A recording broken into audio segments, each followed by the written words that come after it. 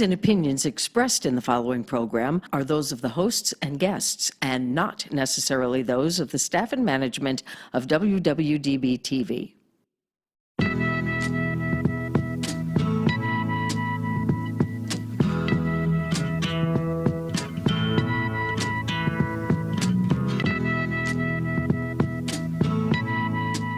Welcome, everybody, to Meet the Candidate. Thank you all for coming and coming back. The election's coming up on us here before you know it. And I wanted to give everybody a chance to meet the candidates so they know who to vote for. Today I have Miss Yvette Chevalier. Correct. And you are going to be running for a judgeship in the family court. Correct. Clark County Family Court. Now, are there different districts within the family court system? Like, you know, the district court has District 13 and 7 and 9 and all that? Or is it all just one? Is there a geographic area that you're responsible for, or is it countywide? It's countywide. However, it does go by department. In family court, Yes. there are, I believe, 26 departments this time around. The county has grown so much that the legislature recently approved 3 additional seats, 3 additional departments. That's it. And it is, to my knowledge, on information and belief only, that there are 3 current family court judges retiring. So that makes 6 open seats, and then the 20 incumbents run for re-election. Gotcha. So there's 26 family court judges. They're all part of the Clark County judicial system. They're not separate from the district court. Right. They're actually district court judges that are assigned and exclusively to family court. So why did you choose the family court system to run for the family court system as opposed to judicial or you know, the justice court or district court or whatever? Well, since I graduated from law school in 2003 as a second career, I've learned that my skill set and my passion and my knowledge leans itself towards the issues that arise in family court, more so than in an ordinary criminal courtroom or a civil courtroom and other types of courts. I've done a lot of work with children and families. I started my adult career as a school teacher. I was a school counselor for many years, community counselor. I directed the social services and the court for juvenile justice for an Indian tribe up in northern Nevada for a while. I also served as the tribal administrator and attorney for the Moapa Paiutes for almost 3 years here in Moapa, Nevada. Right. And in those roles, and I worked for the child protection system in Clark County and the state of Nevada mentally ill felon program for mentally ill adults. So in all of those capacities, I've had the opportunity to work with children and families in need of protection or in need of rehabilitation and so forth and so on. And so with my background in education and counseling and social services, it's a good fit. I care about families, I care about children, so I think I'll do a very good job, and that's my gift. And Good. So I'd like to share that with Clark County. One of the questions is and I'm asking this because of my experience or knowledge of another aspect of this, and that is, what rights do the kids themselves have in court as opposed to the parents? I mean, the parents as an adult has rights. What about the kids? Who really looks out for them in the courts? Well, that's a tough question.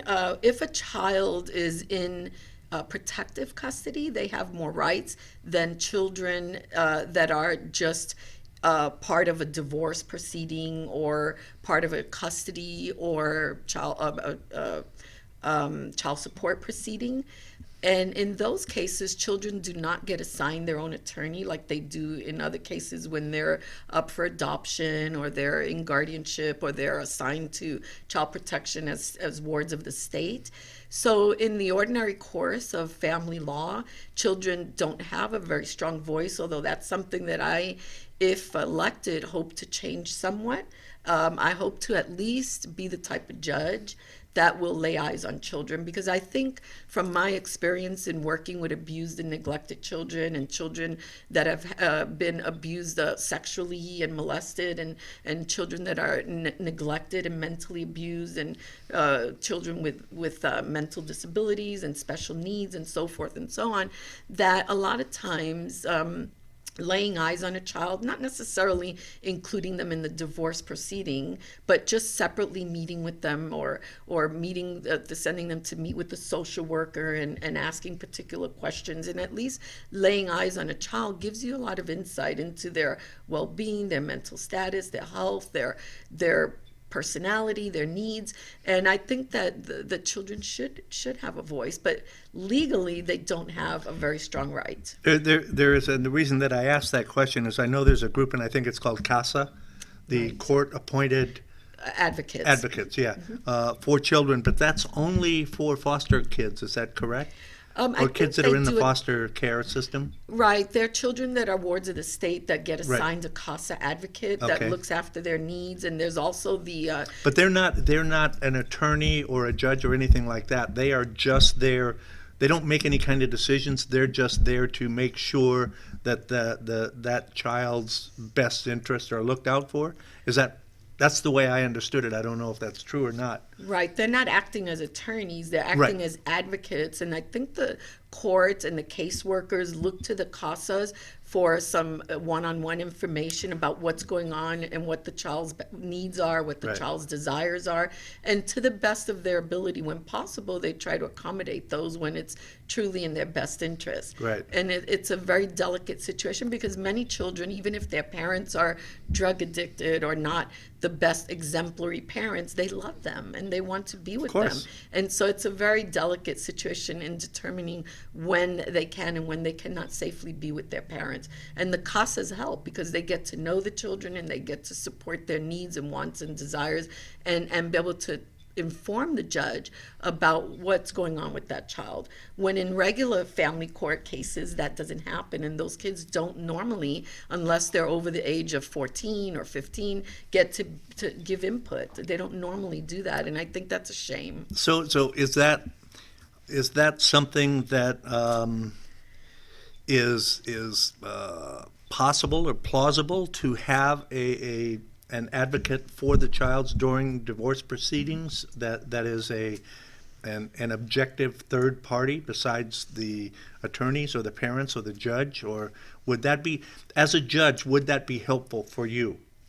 I think it would be helpful. However, I think that similar to the, let's say, the guardianship program Bill of Rights, the ward has Bill of Rights now that were approved by the legislature, that the courts are enforcing, that the Nevada Supreme Court has an eye on, as far as how elderly people or people in need of special protection are being allowed to give input and allowed to be part of their own process when possible, and that they have Bill of Rights about their monies and where they live and what they eat and their medical care and so forth and so on.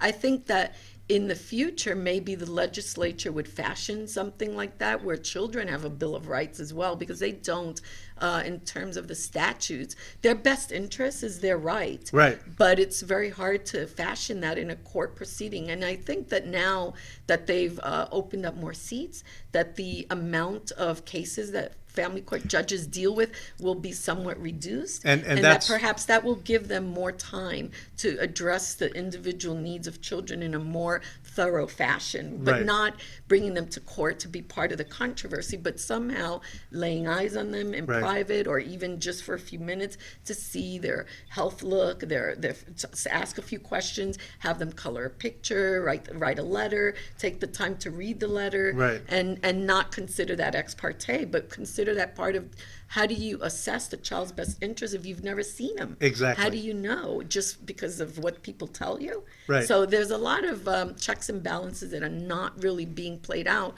But I think the family court judges are very busy, and that they don't have the time to meet with each and every child. And so maybe now, when there's those extreme circumstances, when there's those doubts in the testimony and the amount of evidence presented, that judges will say, wait a minute, before I decide, when there's a lot of controversy controversy, I'd like to lay eyes on the child, because both parents are accusing each other of Sure. these matters, and you're not in the homes to know whether Right. it's true or not. But when you lay eyes on a child, children are very, for the most part, they're very honest, but they're also loyal to the parent, even if they're being abused. Of course. So the judges need to be astute about how to get to the bottom of those type of matters, and that's why I think I'd be a very good family judge. Do you think that okay, so you have to have, there are requirements to becoming a judge. You have to have been an attorney for a certain period of time. You have to know something about the law. In district court, and I'm not familiar with all the different types of court. There's a district court, there's a judicial or a justice court. There's traffic tickets. There's this. As a judge, if somebody comes up in front of you and you know whether or not, you have an idea whether or not they're BSing you or whatever, but if you have not had any experience in dealing with children, how do you, as a judge, make a decision? I mean, shouldn't there be some training for judges that are going to preside in family court? Does that make any sense? It does, and I think that the Nevada Supreme Court has like a boot camp for judges. Oh, And really? I think was they not do. aware. They provide training, and I think that. But there's- it's voluntary. I think the boot camp is mandatory. Okay. I don't know that for a fact, Right. but I remember reading about a boot camp. But I think that, yes, many people elect to run for family court because they think it'll be easier. Yeah. And in a sense it is, but only if you are willing to really engage your mind and your senses into these issues that are coming before you, because if you don't, you will become quickly bored. It's a repeat story. For Right. example, you hear the same things over and over and over. And that's when I was a high school counselor and a middle school counselor. I did it for 7 years or so. And eventually I got to the point where I didn't want to hear the stories. Yeah. And that was when I left. Yeah. And I decided I'm going to go to law school because I can't keep listening to these stories. Right. I'm not empathizing, I'm not engaging, and I'm the kind of person that won't collect a paycheck if I don't like what I'm doing. Right. Which is hard because many people stay at a job they hate. Been there, done that, yeah. And many people will do it for whatever reasons, but I won't. I can't stand it. So it's tough. People run for family court, and if they don't have that genuine passion about what is happening in children and families and society, they will quickly become bored with that job or become antagonistic towards their lawyers and towards the families. And you see that day in and day out. You walk into the court, and sometimes the judges just do not appear to care. And so hopefully, I will be able to be the type of judge that cares enough until the day I retire, because it's terrible to go in with all of these hardships about why you're breaking up your family, and then have a judge that is not willing to listen and Yeah. is not willing to give you a chance to explain your story and doesn't care to listen to it. And then on the other hand, the judges are very busy. And so there has to be a balance in the caseload as well, and the amount of time that these hearings take, because they can be very lengthy and it's exhausting. But on the other hand, yes, they should have some interest and some skill set in determining abuse and neglect, and determining family dynamics, and understanding mental health issues, and understanding addiction, and being able to, in their own minds, fashion what is the best interest of a child, even if they don't themselves have children. Right. They need to study up on that. And I'm not saying they do or don't, I don't know. Sure. But I know that that's my background, so that's why I'm running for family court judge. What should families know that are going to family court about joint custody, physical custody, sole custody, the different types of custody? How does that work? What should people know going into this? Well, times have changed. We're in different times these days. And I think that, for example, I'm 57, and in my era, it was fashioned that most family courts would give custody of babies and young children to the mother. To the mothers, yeah. And they would take very little time to explore which of the two parents have the better ability to parent, the better mindset, the more reasonable approach, the better resources, and the better desire, and assumed because of just the society that we lived in at Yeah. the time, that women were more suited for doing that job. And as times have changed, now women need to know, and this is very difficult, that when they go into the courtroom, they cannot automatically expect full physical and sole custody of their children, as was the case many, many years ago. Right. And so that's a tough transition. And I think that that is a matter of education.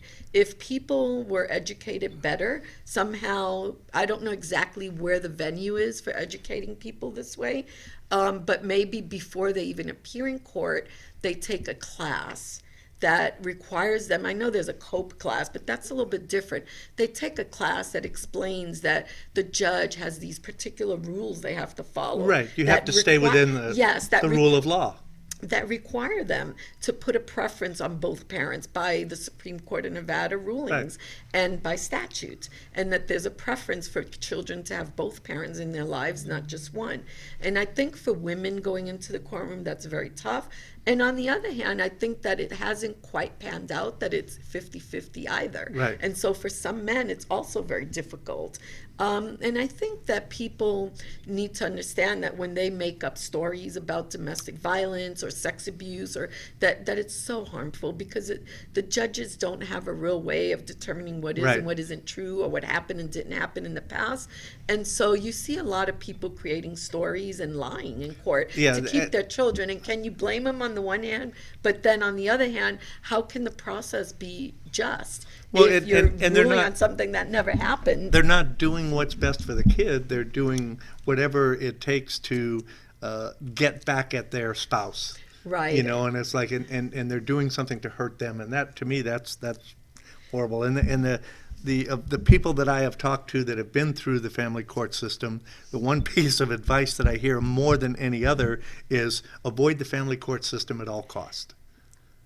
You know, there's a lot going on there that whether or not it's true, I don't know from personal experience, but, you know, everybody's got their stories about what the heck's going on over there.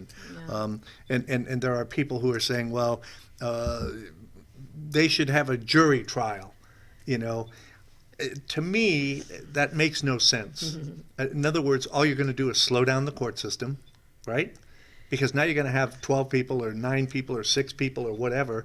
I mean, if you're not, and that's to avoid letting the judge make a decision. Right, and If I you're not- somewhat disagree with you on that, and Okay. I'll tell you why. Please. Okay, I don't think that every case warrants a jury. You know, I think the bench trial is fine for most matters. Right.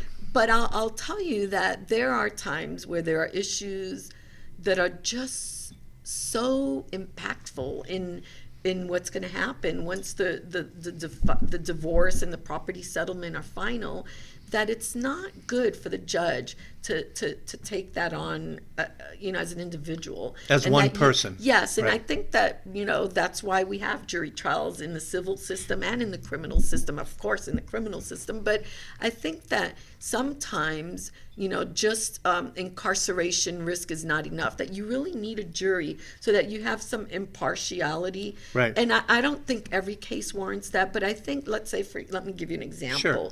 Let's say people that have a very high wealth volume, or properties and businesses that belong to families, and that Right. you know that have been developed over the last 100 years.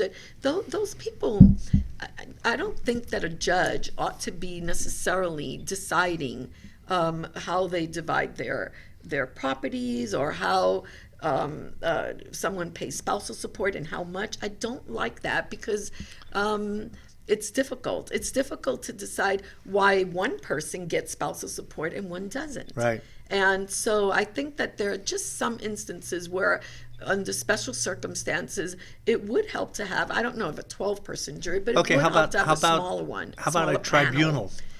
Maybe Like a have 3 judges. Yes, that would be. And that way, you know, just like the Supreme Court, you know, but I mean, you have 3 different perspectives, you have 3 different, and you know, you can agree to, hey, I'm not sure what we should do here, let's talk about this, and blah, blah, blah. But not in every case, and I agree with that.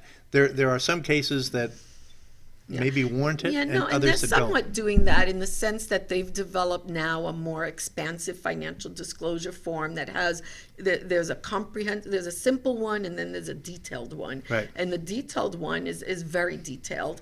And so maybe it would be like the difference between civil court and business court. Business Gotcha. court, you pay $1,000 to get your business matter before a judge that is focused on business, that deals exclusively with contracts and different types of business law, whereas civil judges are dealing with all sorts of things Right. besides just business matters. Right. And maybe you get a specialist, a judge that is particularly financially savvy and able to really discern who gets the hotel, Gotcha. and who gets the yacht, and who pays for I'll college. take the hotel. Yeah, yeah. I've got some notes here. I hope you don't mind this. No. So, assuming that both parents are into drugs, and where's it determined that a child should be taken away from the parents, or how is that handled, Well, or how would you handle it? How would I handle Yes. it? When I moved to Las Vegas in 1981, possession of even one marijuana joint was a felony. Yes. Okay, so now marijuana has been legalized, and there's different circumstances under which parents can legally smoke marijuana.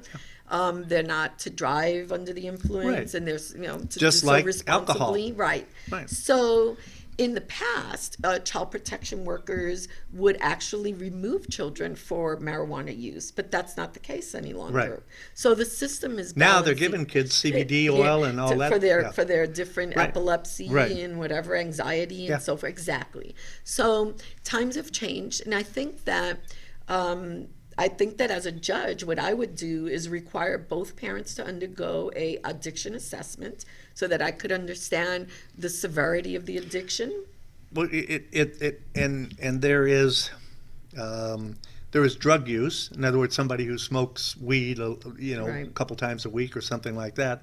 And then there is people who are smoking meth or shooting heroin or Right. whatever. And especially with the current opioid crisis. And Right. I see that as two different. I cannot, in my own mind, I can't separate smoking a little weed with having a drink.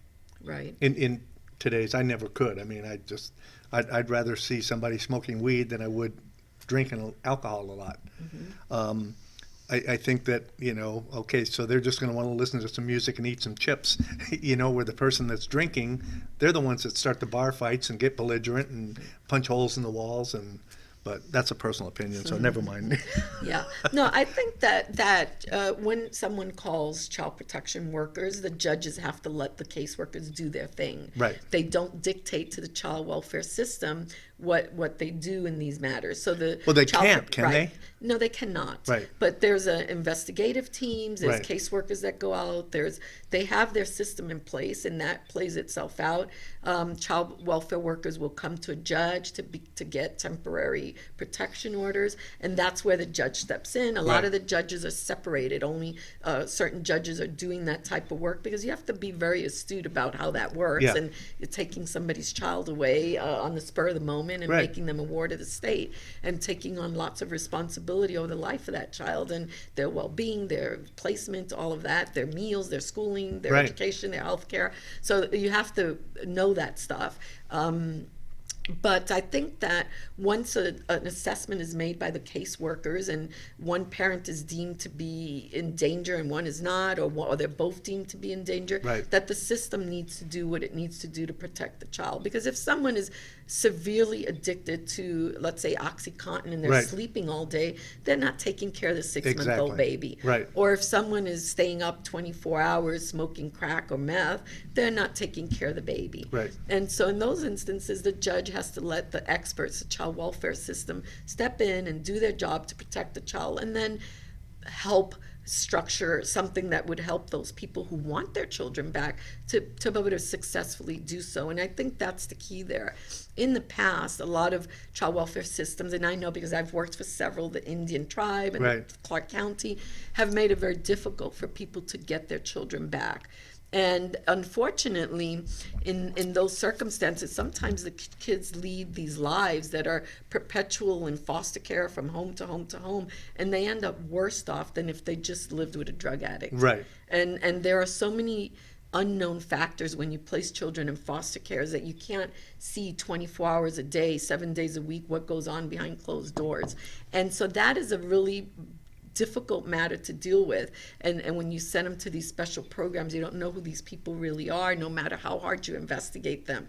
So at the end of the day, it's my opinion that in most circumstances, children are better off with their biological parents unless they really pose a danger. If they pose a serious danger, then children need to be placed for adoption. Right. And terminate parental rights and Yeah. not let them linger in these systems forever and ever, because that's what happens is they don't get adopted and then they don't have a mother or father, and they become 18 and they then boot they're- them out of the system. Yeah, they're See thrown ya. on the street. And they never develop the skills that they need to be a contributing member of society. Yeah. They're used to somebody telling them, wear this, eat this, go here, go there, sleep here, go there, and they don't know how to function as Right. normal kids and normal people. So very important that parents get help if they're addicted, and that they, take turns being the responsible parent if they're going to do drugs. 1 week you do it, 1 week I do it. I mean, I'm not endorsing No, no, drug use, but if you're going to do drugs, you Well, can't if- even if smoke you're- pot all day long and take care of babies. Right. It If makes you lazy.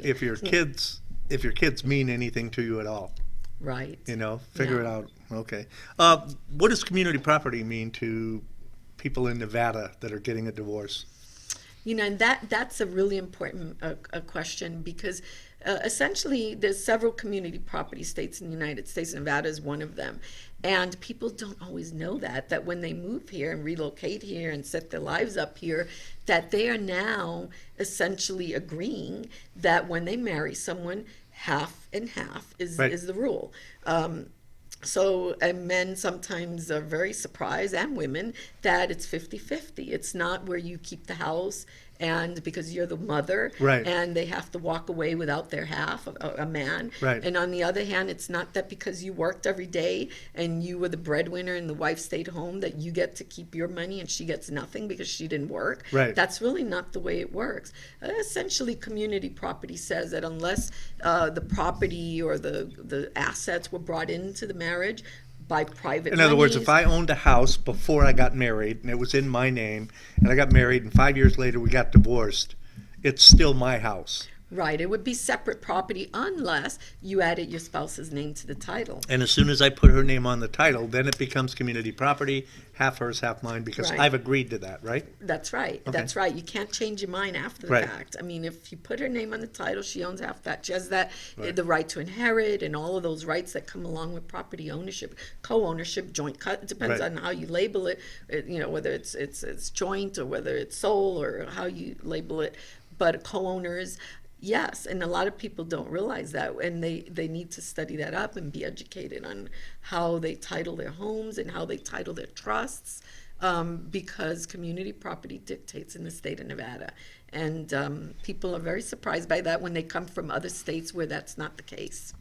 So we talked a little bit about drug addict parents or parents or children that were in some type of danger in the house.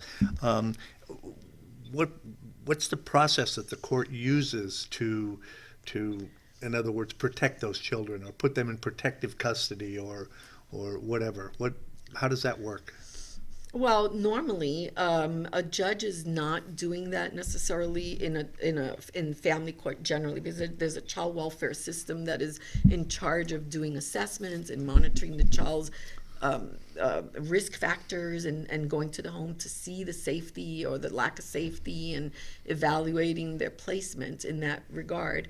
But if a judge, let's say for example, is handling a divorce matter and that comes up and one parent is accusing the other of being a danger, and so the court has available a court social worker, and oftentimes will refer the child for an interview with the court social worker. We'll refer the child to a psychological evaluation. There are numerous psychologists and psychiatrists in the community that focus on child interviews and assessing child's risk factors, and then let the experts bring the information to the court. So that way you're pretty neutral. You can't take sides when two sides are accusing each other Yeah. and you don't have the facts, Right. and you're not there to witness the evidence. It's really hard to bring evidence of things that happened in the past when it's verbal accusations, he said, she said. So you have to develop an approach that gives you a third party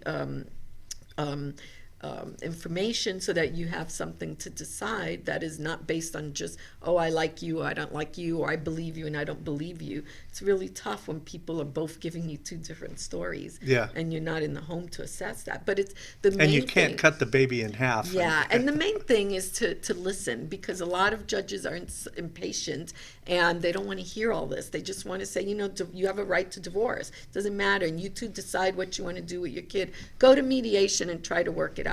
And yeah, that's true, but when there's those allegations, judges do need to take the time to slow things down just a bit and verify, Right. trust, but verify, because a lot of kids, it's happened where they don't listen and then the child's killed, the child's kidnapped, Yeah. and those are unfortunate Well, and- circumstances. and- You have to be careful when you make those kinds of I remember when dismissive those decisions. when those laws came about.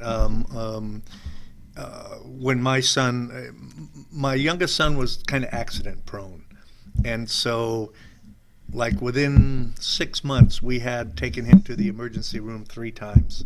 And it was like he was riding his bicycle, ran into a parked car, slammed his fingers in the car door once, and I forget what the other one was. And I remember the doctor taking him into a separate room by himself and talking to us. And I was really kind of pissed about that, because I thought, wait a minute, what are you saying? This is my child. I'm not going to hurt my child. Right. And once they explained to me the reason that they were doing that, is because, a doctor is required by law, if they suspect that there is some child abuse going on, at least it was in California. I don't know how it is in Nevada, but they're required by law to report that. Right, they're mandatory Right. reporters, so are teachers and Right. counselors. Yeah, and right. that's it. Anyone that deals with that. So, but once I understood that, then it was like, oh, okay, yeah. I don't think my kid will throw me under the bus. This is my chance to get back at you. Yeah. There's a lot. Well, he was of, only like 6. okay, but So, still, yeah, you're nowadays right. that's an interesting topic. Maybe not one for this interview, but just briefly, the whole idea of corporal punishment and spanking and stuff is that nowadays there are children that will sue their parents, Right. Or sue them for not paying for their college, Right. Make allegations that they're being spanked because they took their cell phone away. Right. And there's kids that do fib. It's such a difficult thing to know the truth. And Yeah. and so I could never passivity. be a judge. It's tough. I couldn't do it. Yeah, it's There are kids that are taught that they're not allowed to be spanked, and if they're spanked, that they should call the police and Yeah. that they report their parents, and they don't realize that once they do that, they're going to be removed from their home until the investigation is done, Yep. and it's a very tricky kind of work. Yeah. So, so when you have as a judge, and I'm using you as a judge, even though you're not quite there yet. Not yet. So, I've been ordered to pay child support, and I decide, hey, that's not right. I want to change this, or my circumstances have changed. Can that be changed, or is there a way of going about saying, hey, last year I was making $100,000 a year. This year I'm making $25,000, but I still have to pay you $20,000 a year in child support. What can I do about that? Is there a process for that, or? There is.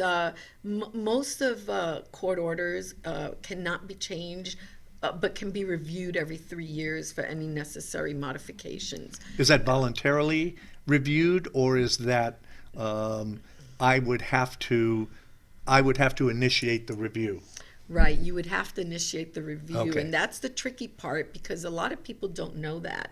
And for example, there are people, men and women, who are assigned an amount of child support that they can afford today, the day Right. that we get divorced, and then they're unemployed, they're on disability, they're on unemployment, Right. and they can no longer afford those. And the problem is that if they don't bring that back to the court's attention, But do they have to wait the 3 years? In other words, well, change circumstances allows you to go back sooner. Oh, okay. Yes. All right. But it has to be significant change circumstances, not just like I need more money. Right. But more like I am unemployed, I am Yeah. on disability. When you ordered the 2,000 a month, I was working, and now I don't even make 2,000 a month, Right. so I can't pay it. Yeah. And you have to bring that back to the court's attention, and either get a lawyer to help you go back to court as a modification due to changed circumstances, or go to the Clark County legal family Right. self-help center, or Right. go to the Legal Aid Center of Southern Nevada, or at least talk to a paralegal, someone to help you get that paperwork in motion,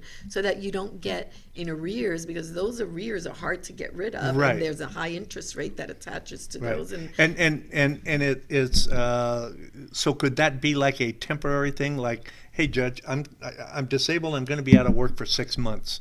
Can I just get a pass on this 6 months, and then once I go back to work, put this in effect again? Or does the other party have to come back?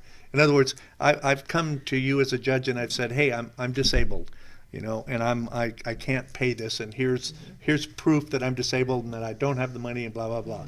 And then you give me dispensation, or you say, okay, we'll you only have to pay $100 a month. But then my spouse or my ex-spouse comes back and says, hey, Judge, he's back to work now. I want my money. Is that how it works, or? Well, temporary orders can be made. Okay. You can make temporary agreements and Gotcha. such for that, so make provisions for that sort of thing. But I think the best solution is when both parents can, negotiate it if at all possible.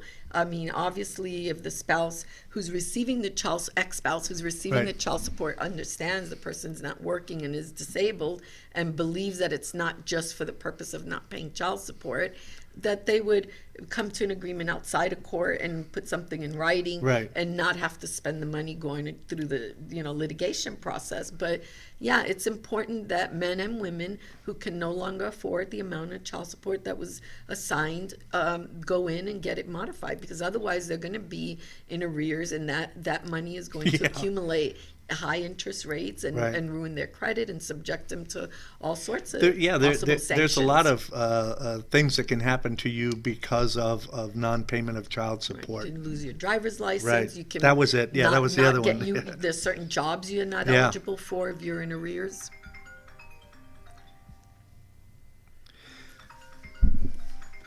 Is that you or me? I didn't turn my phone Oh off. no, that's okay, because I forget to turn mine off all the time. So,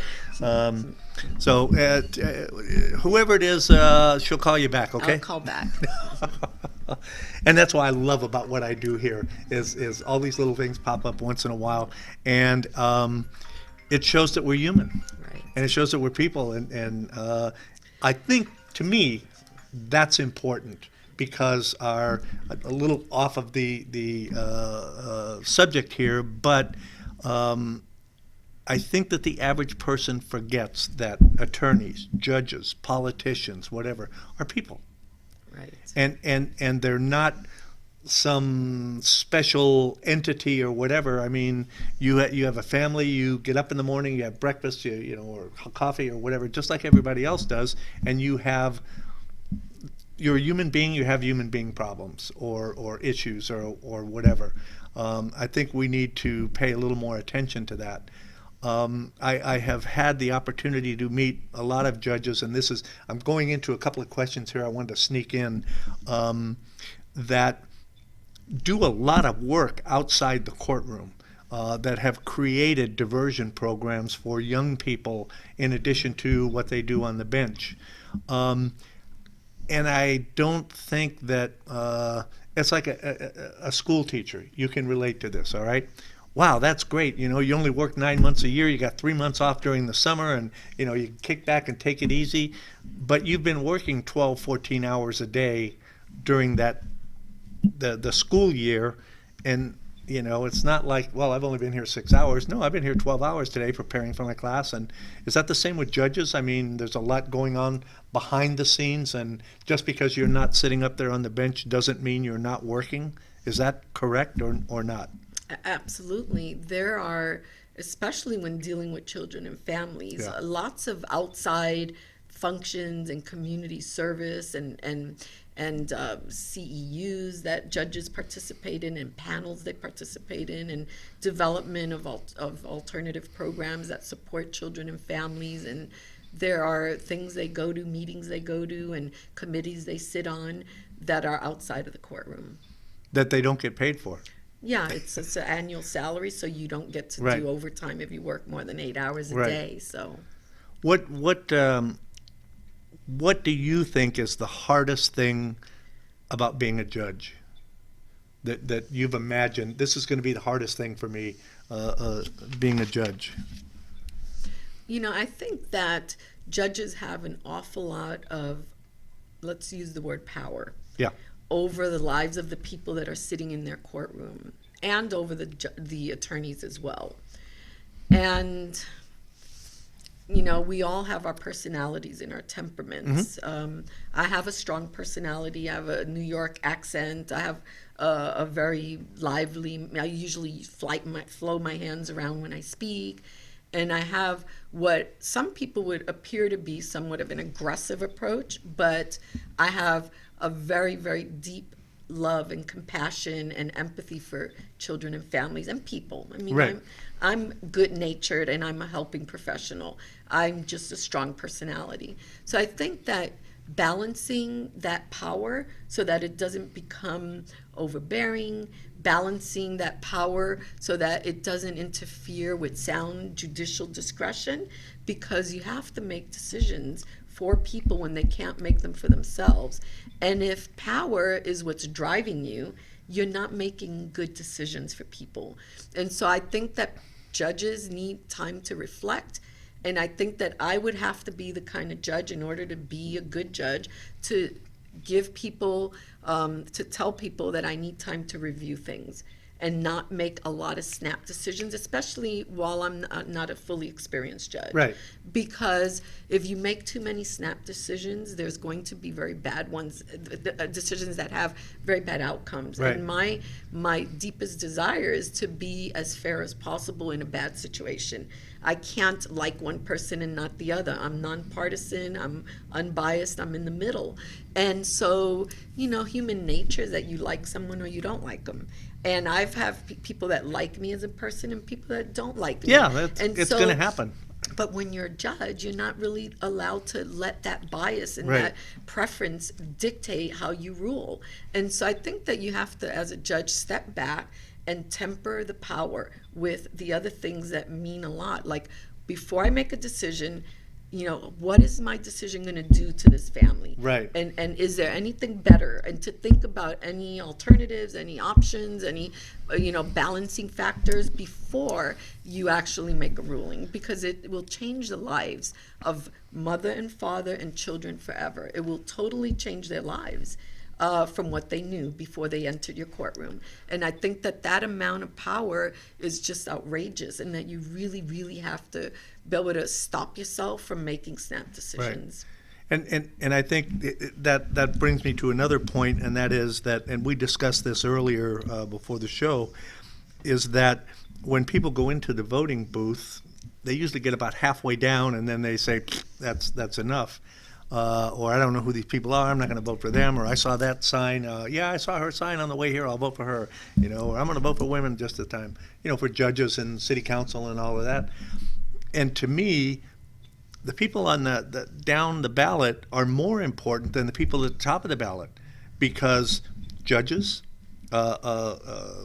police, the head of the police force, city council, our county supervisors, they affect our lives every single day in more ways than the governor or our senator or our president. So they should be better at voting for these people and understanding who these people are. So, which is why you're here. And I So- really appreciate that, and that is true. It's a shame that that people guess, or they close their eyes and point their finger at a Yeah. name they don't know and pull that one for their candidate, Right. or they simply go with gender or the Right. name preference or whatever the case may be. It's very difficult. Look, I'm in a county-wide race. In order for me to reach every household, I would have to be able to reach several million people at Right. this juncture in Las Vegas, and Clark County being as large as it is. And I don't know which of the several million are going to vote. And we're nonpartisan. We're not really to align ourselves with the Democrats or the Republicans in a way that makes us appear that we would only be, good judges for certain Right. types of people. So you have to remain fairly neutral. And it's very difficult to reach that many millions of people. So I'll do the best I can in the next 12 months. The only way, and here's another pet peeve of mine. Sorry, the only way to reach those people is if you got a whole bunch of money. Yeah. And buy the ads and put the signs up all over the place, and going down the freeway and see 6 signs for, never mind who, so if you have a lot of money behind you, you have a better chance of winning. And that's the sad part, because basically it's like whoever has the gold rules. That's Right. another version of the golden rule. But Yeah.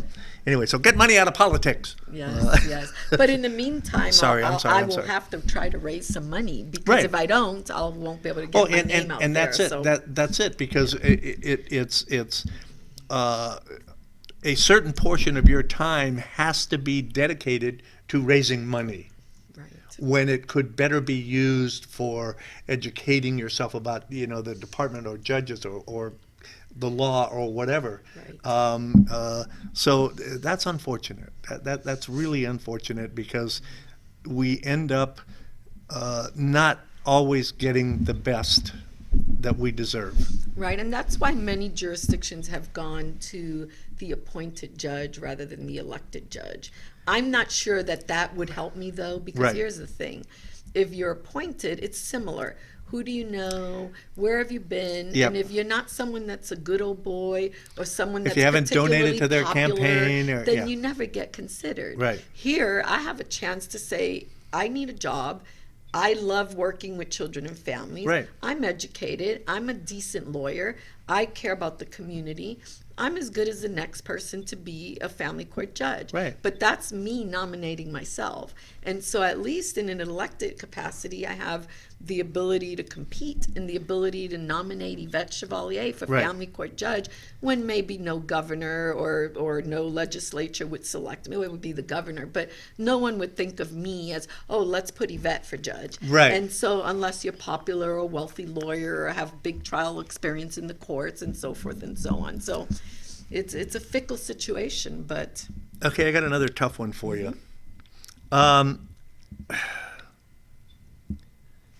What rights do birth mothers or surrogates have in the adoption process if the baby is put up for adoption? well, that And I don't know if I'm asking that question right, but So that the adoption and surrogate mothers and birth mothers, Right. that there are statutes that govern what rights they have. For example, there's a certain amount of time that you need to wait before an adoption is finalized, and it's 6 months in the care of the family to make sure that this is really what they want, and to make sure that there's not a problem with the prior agreement or the prior agreement between the adoptive mother and the birth parent.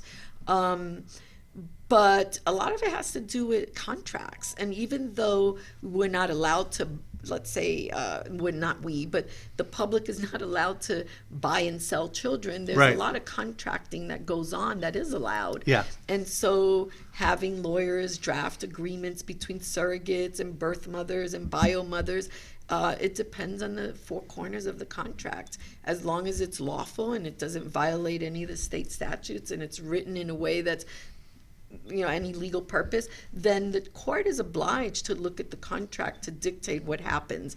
There are open adoptions where people agree within the agreement to allow the biological parent to see the child so many times, or know about the child, or get pictures, Right. or have access visitation. And then there are totally closed adoptions where But that it's sealed. is that agreed? That's agreed to by the parties prior to the adoption itself, or That's right. That's Okay. agreed to by the parties. So the Right. judge should not be dictating that. Gotcha. Now, when it's vague, when it's ambiguous, that's when the judge has to come in and Right. help people mitigate their dispute about what it says or what it doesn't say, and so forth and so on. The one thing, though, like the Indian Child Welfare Act, the ICWA Act, Indian parents have different rights in these matters, in adoption matters, and so forth. And that's wait. Say that again. the Indian Child Welfare Act protects children who are tribal members. Right. And so when a child is a tribal member, they have different rights. The parents may go back and recover their children if they decide they shouldn't have adopted them out, and that period is extended for a long, for many, many years. And that's the because of what happened earlier in our history, and Correct, Right. because of the fact that children were being taken away from Right. Native mothers. Right. And so to protect that from happening, it's a totally voluntary process on the part of the biological mother. So how much And father. Oh, do judges, as a rule, or in the family court system, do judges, as a rule, speak to the children that are old enough to speak coherently about their preferences in a situation? If you're making a decision on who's going to get custody, how much weight does the child's wishes carry? Well, children over the age of 14 have to consent.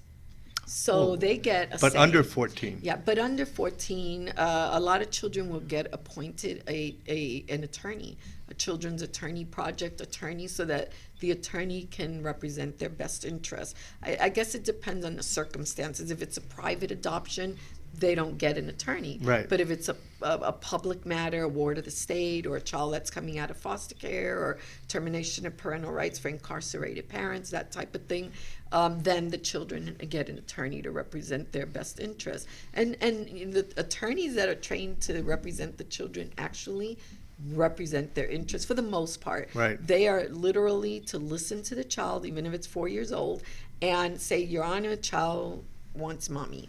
Right. Wants to live. I mean, and they do listen, and they do talk to them, and look at their counseling notes and their education record and things like that to help them decide if they're going to be adopted under those circumstances. Do you have much experience with the foster care system here in Southern Nevada? I do. Do you? Yes, I was a manager for the foster care system for Clark County for 3 years. Wow. And we had, at that time, this is before the big lawsuit took place where congregate care was outlawed in Right. Clark County. So we had Child Haven, and we had many children placed in Child Haven, especially the special needs children, in little group cabins and such that were in transition to determine whether they would be going to a relative, whether they would be in Right. foster care, whether they would be in a special needs program. And so we had, at the time, I was the manager for placement and foster care licensing and investigations.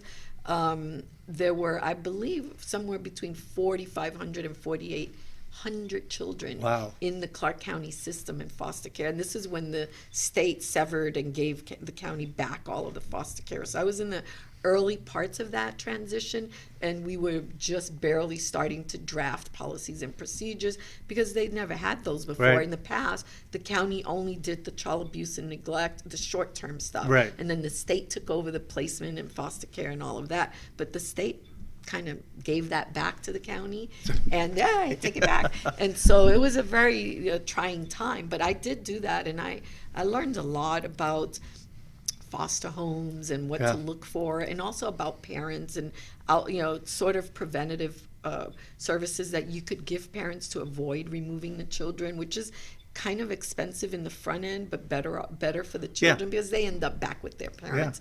And then I learned a lot about adoption issues of children in foster care. Many, many very sad situations that happen when kids remain in foster care too long. Well, you'll be happy to know I have some friends who maybe, I don't know, it's been 5, 6 years ago now, maybe about that, became foster parents. They were not able to have children on their own. They decided that they wanted to be foster parents. They got into the system, and the first children that they were assigned to, or however it works, were two young sisters. Both the parents had been drug addicts. There were two other siblings in the system, and they just fell in love with these two little girls, and they were just wonderful. I mean, and it was just like it was magic. I had the opportunity to go into the court because they ended up adopting these two young ladies, and I had the opportunity to go into the court, and they let us film the whole process of them, being adopted, the final adoption thing, and they're 9 and 10 now. 9 and 10, and the adopted parents make sure that the two young girls stay in touch with their siblings, with the maternal and paternal grandparents who live here, and they can't say enough about the foster care system here. They said they were, you see all this stuff about how hard it is to adopt kids and stuff like that, but they said their experience here in Clark County had been that everybody was helpful and tried to, excuse me, do everything they could to help them, make a successful adoption.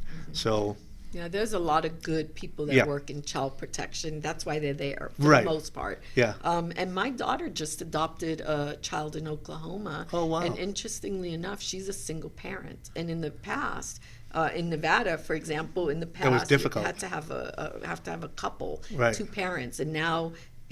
People of the same sex can adopt, and Yeah. now even single parents can adopt. But, I mean, Because with the so many people want kids- people to have families, Yeah. and children need that. there's They so don't many need to be kids in foster the care. system that I can't. It's just like, hey, we want kids, and we're qualified. We're we're good people, and anyway, never mind. Sorry.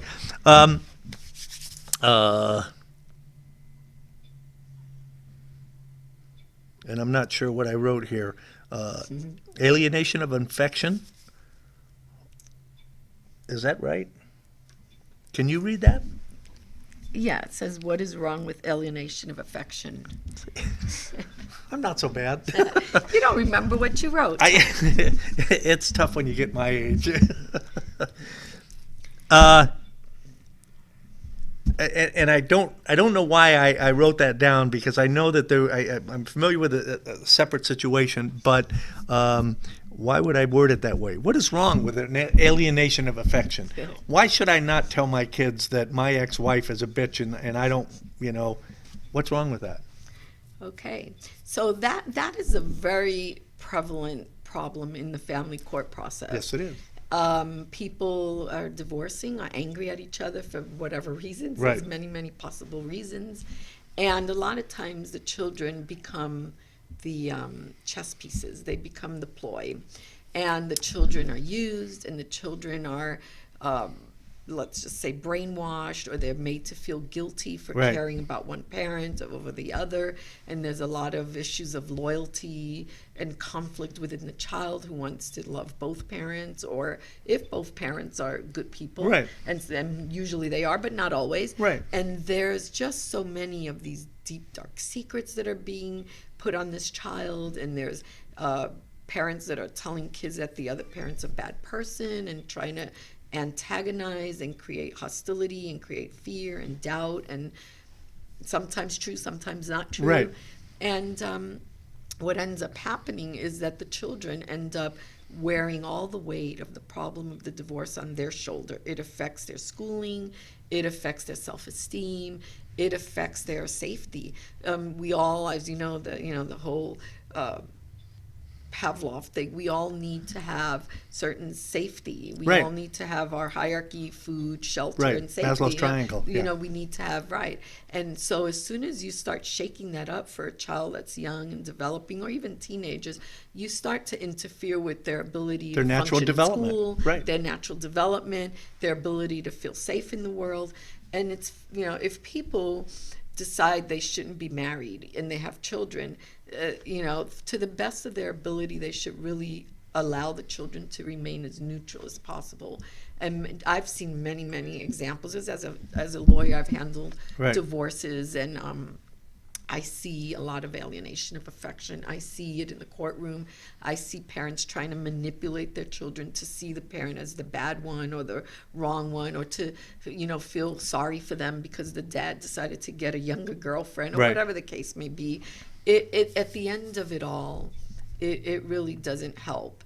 It really doesn't create more successful children. It really doesn't help the process. Right. And so one thing that families should realize is that they shouldn't use their children. They're not to be used to manipulate the outcome of a divorce, or to manipulate. They're human beings. If they don't like the spouse's decisions and their choices, take it up with the spouse. Right. But to use the kid to go back and forth as a messenger, to feel guilty about loving the other parent, is just wrong. Yeah. And so one of the things people don't realize is that the judges, when they're looking at the different factors that are to be contemplated for the best interest of the child when making a decision about custody, alienation of affection is one of those.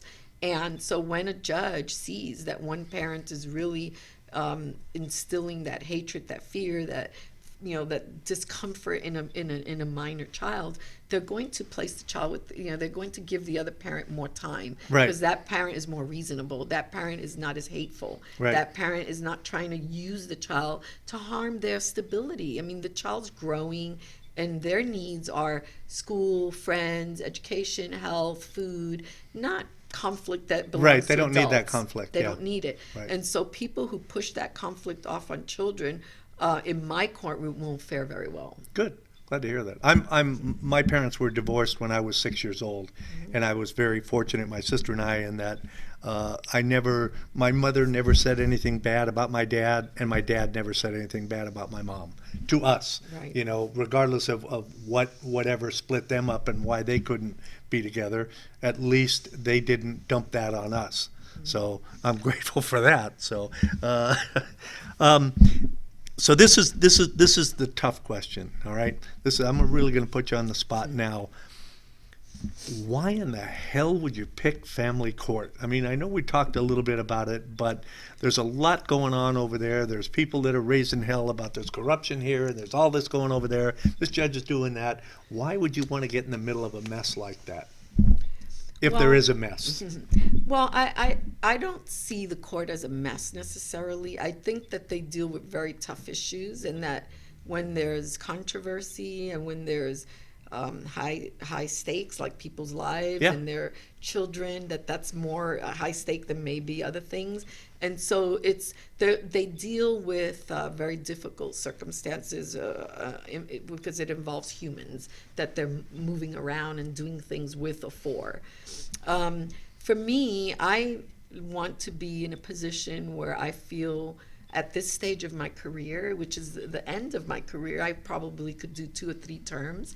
Judges can stay a long time. Yeah. Look at Judge Ruth Bader Ginsburg. Oh, yeah. I don't plan to stay that long. Yeah. But I mean, I could stay a while as long as my mental faculties are Yeah. there and I can read and sit long enough to do the job, up and down. So, but I want to be competent, and I feel like. Of all the different types of law that I've dealt with, and I've dealt with a variety, I've done some business law and contracts and criminal and a little bit of immigration, that a lot of collections law for corporate, creditor, Right. debtor, both. I feel like that is like the place where is home for me. Gotcha. I feel like I don't have to be afraid that I don't know what I'm doing, because I feel like so long as I know the court rules, which I've read them and I'll read Yeah. them again and use Right. them as my guide, civil procedure. But isn't that an ongoing It does, it situation? changes. They Yeah, just because things changed change in- they and just the changed last legislature March. changes this and Right. you have to, so it's a constant refresher course, if Right. you So will. as long as I know the court rules, Right. and as long as I stay abreast of the Supreme Court and appellate court decisions that dictate how we're supposed to look at things in cases, in different cases and such, and I know the statutes, they're very thin to read, as long as I know those rules that govern the family court, specifically the family matters, domestic relations matters, and guardianships and child protection matters and adoption matters, as long as I know that, and that's kind of a manageable world for me, Right.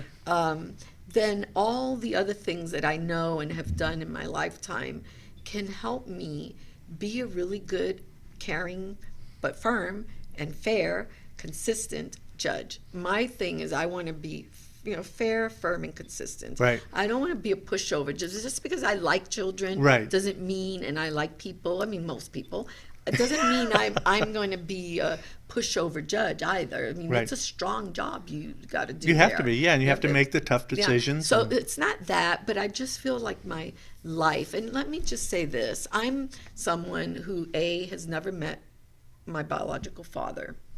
I don't know who my biological father is, so I'm somebody who was raised by a single mother.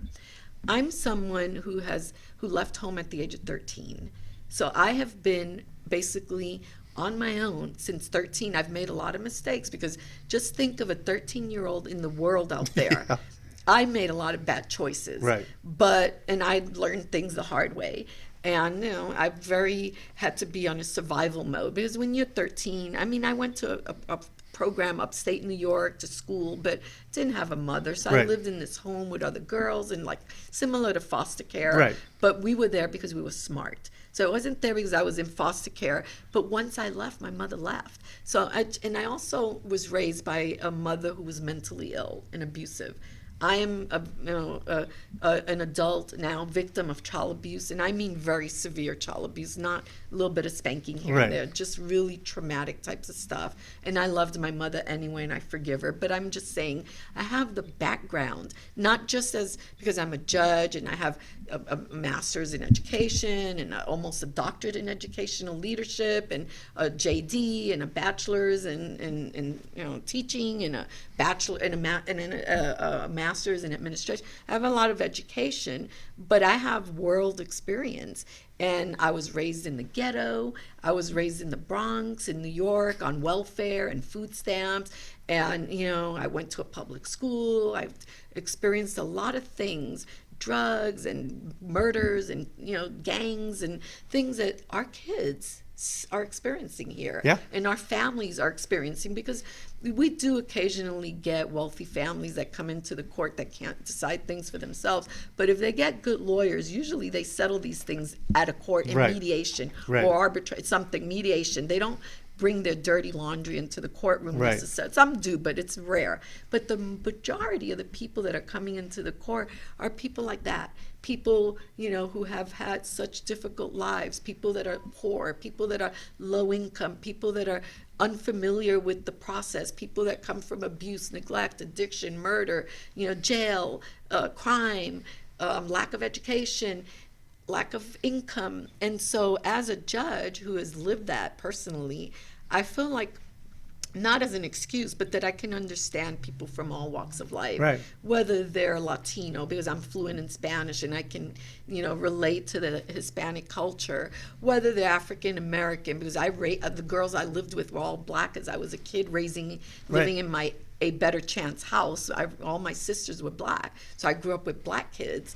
And I also lived in Summerlin, and I also lived in Queensridge, so I know how to function among people that are wealthy, and I know how to function among people that are poor. And I think that makes me a good blend for family court, somebody who has life experience and I would never put somebody down for being what they are. Right. Whether they're straight, lesbian, gay, black, white, Mormon, Buddhist, whatever, because I come from such a diverse background, and I understand that the world is, very diverse, and that people are humans first and everything else second. And so I think I'll be very good for reading people and for making the very best decision that I can under trying circumstances. It sounds to be like all of your life experiences and education up to this point, I don't see how you have any choice but running for the family court. that would be the best seat for me, and Yeah. the seat where I would most be effective Right. and wrap up my career in this world as somebody who can contribute and do good things for the people. Because you in can sit up on the community. bench and look down at these people. I don't mean look down. I No, mean right. look at these people and understand what motivates them, where they're coming from, what they're experiencing, and what they're going through in the moment. So, I mean, what better qualifications could you ask of a judge? Because I want somebody that if I'm sitting before a judge or have to go before a judge, I want somebody that has a little bit of understanding of what I've been through in my life. Right. And if you take the Veterans Court, for example, the reason that court exists is because veterans have a certain experience that not everybody understands. So, yeah, I think that you'll do real well. I wish you a lot of luck. Thank you. And we're kind of running out of time here. So, if you'd like to give people some information about where they can contact you or how they can support you, or if they have any additional questions, where they might be able to get more information. Great. So, so I'm Yvette Chevalier for Family Court Judge in Clark County, 2020. And my phone number is 702-544-0085. You can call me to ask questions or to volunteer for my campaign. I do have an email. It's electchevalier@familycourt. I'm sorry. It's actually changed it. Chevalier for the number 4 familycourt@gmail.com. I'll have a website up soon, but that's Chevalier the number 4 familycourt@gmail.com. I look forward to hearing from you, and thanks for watching. And I'd like to thank all of you. Hopefully, this program will educate you and help you make better decisions when you go into the voting booth. I know we have a little bit of time left, but it's never too early to start practicing, or start finding out about the people that you are going to be voting for or against, whatever. So thank you again, and Ms. Chevalier, thank you so very much much. for having me on your show. I appreciate it. I wish you a lot of luck. I sincerely mean that. I try very, very hard not to make decisions on who should be doing what, but of all the people that I've come across up to this point, I think that you will be very well suited for the family courts. So I wish you a lot of luck. Thank you so much. Appreciate you. it. Thanks. And thank you.